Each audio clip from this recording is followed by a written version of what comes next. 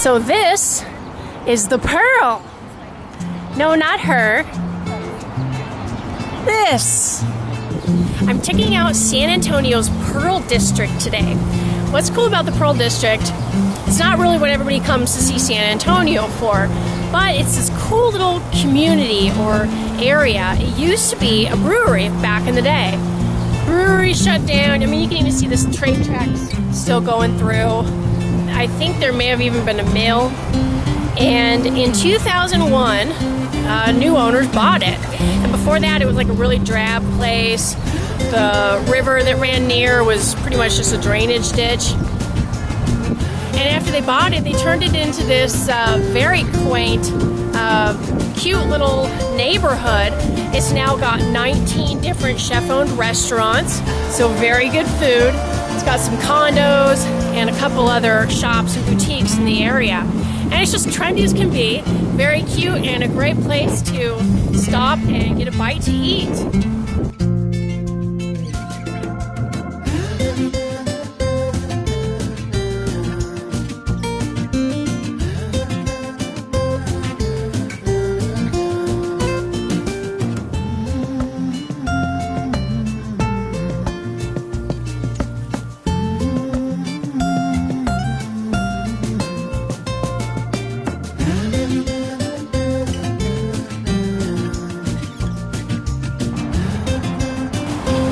Really had a great vision when they bought this place. They've transformed it into something really beautiful and amazing.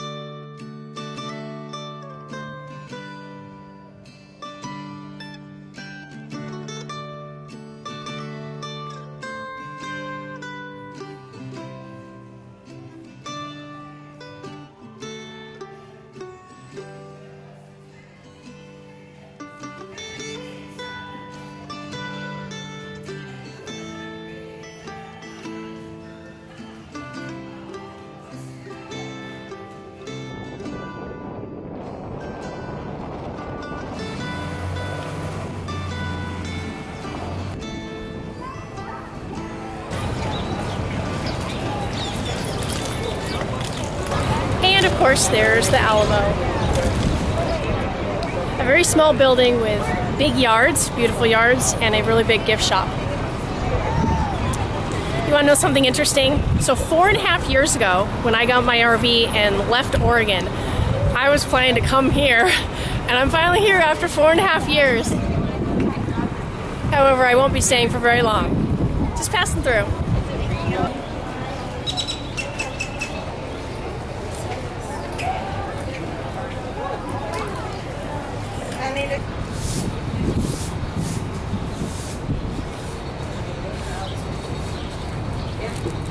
Even if I don't have an apartment, but you said even if you did, they're good dogs. They're great, yeah, great for small spaces. Mm-hmm. Oh my God, they're gorgeous. Gorgeous. Thank you. You're very welcome. Then of course there's some of your San Antonio must-visits, such as the Riverwalk. Since I've been here before, I'm not doing the whole system. But it's a river system that's kind of down below your regular street level. We gotta drink. And I can feel the sun on my skin, beginning to thaw from within.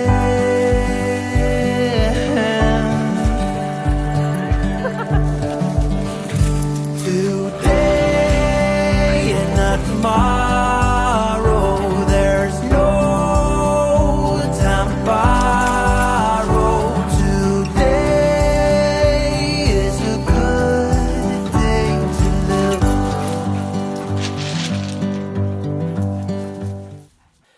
The last several nights, I've noticed this tapping noise that's on the outside of my RV, and I keep thinking, what is outside that's causing like a tapping sound?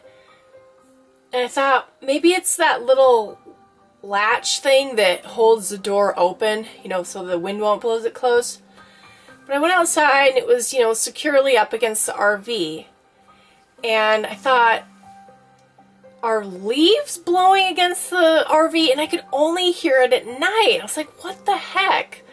Oh my god, I figured it out.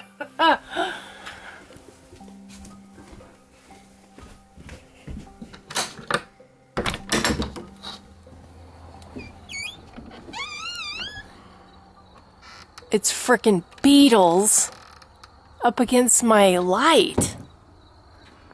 I don't know if you can see them. There's all sorts of little bugs.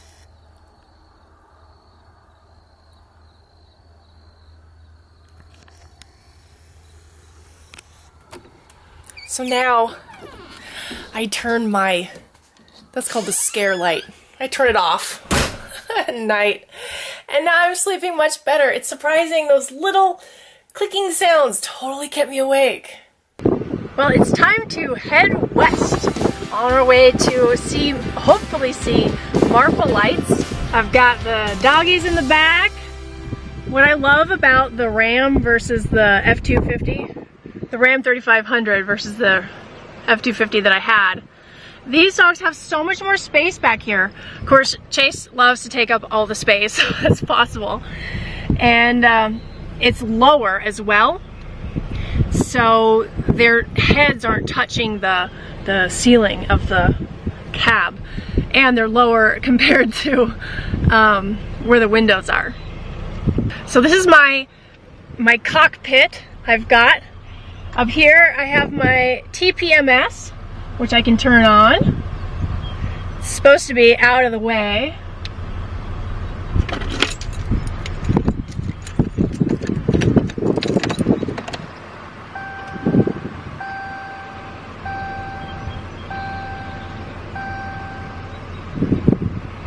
So because it's a diesel, I have to wait for it to turn on. There it goes. I have to wait till the little squiggly line goes away. And then down here, if I turn my lights on, I've got my backup camera here. This came with the F250 that I had, so then I just brought it over here. Close the windows. And what I love about this one is it's got my tire pressures, it's got a TPMS system on board, which is so cool. So then up here I just have the TPMS for the trailer.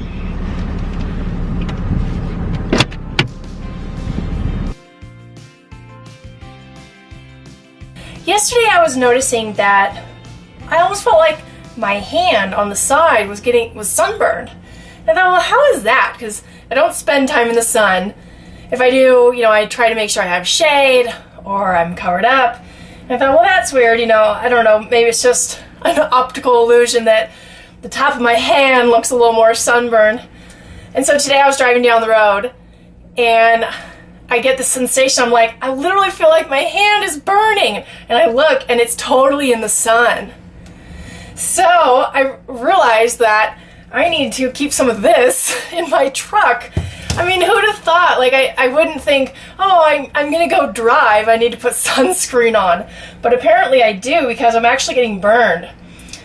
So this will be another addition to my front seat, my cockpit. Some of the other things that I've added up here are, well, I got these little wipes for after I do get diesel, then I can like clean my hands off if I don't go inside. And then I got lotion for after that. And I got nuts. I found that was kind of nice because usually by the time I've eaten breakfast, taken the dogs out, fed the dogs, gotten the truck ready, hooked up, all ready, then I'm actually hungry again. So I got some of these nuts for the road. I got these the other day. However, the dogs got a hold of it. You can kind of tell. And I think it's fine because they haven't actually eaten anything, but they've definitely chewed the package.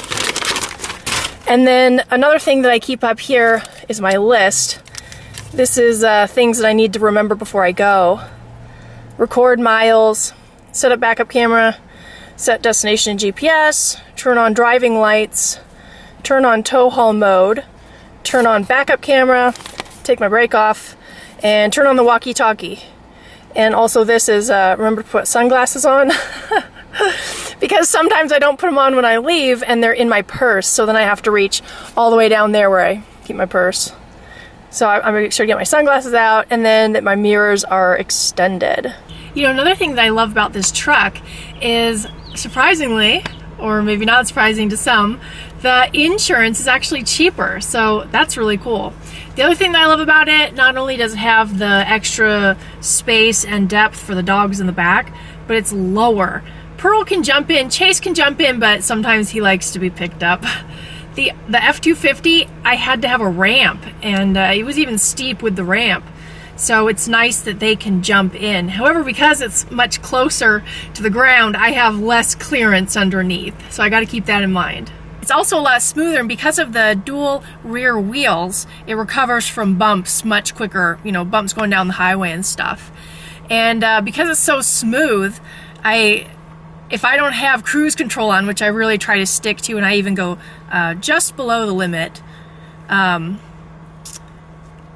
find that, you know, I'll be up past 70 in no time. So, because it's so smooth, it's so easy to tow. In fact, even when I'm not towing, this truck, when I first drove it, what I thought of was some of these like sci-fi movies. They have like those hovering spaceships. I kind of felt like that, you know, it was like really big and heavy and low, and but it kind of smooth, like slid along, you know, and only rarely sometimes the wheels would touch the ground. So it's kind of a cool feeling like that. Yeah, so it's kind of a big badass truck, and I just totally love it. I love that it's got the 8-foot bed in the back as well. And gas mileage is definitely lower while towing because it's got 2 heavy wheels being pushed into the ground. Definitely doesn't get as good as the F250. However, I have found I'm getting about 9 miles to the gallon while towing, so that's pretty good. If I got my AC on, it goes down from there, but I've gotten 9 and a little over 9, whereas with the F250, I was getting about 9 to 10. So definitely worth it to have my diesel dually. What I also love about dualies is that they have an uncanny resemblance to greyhounds.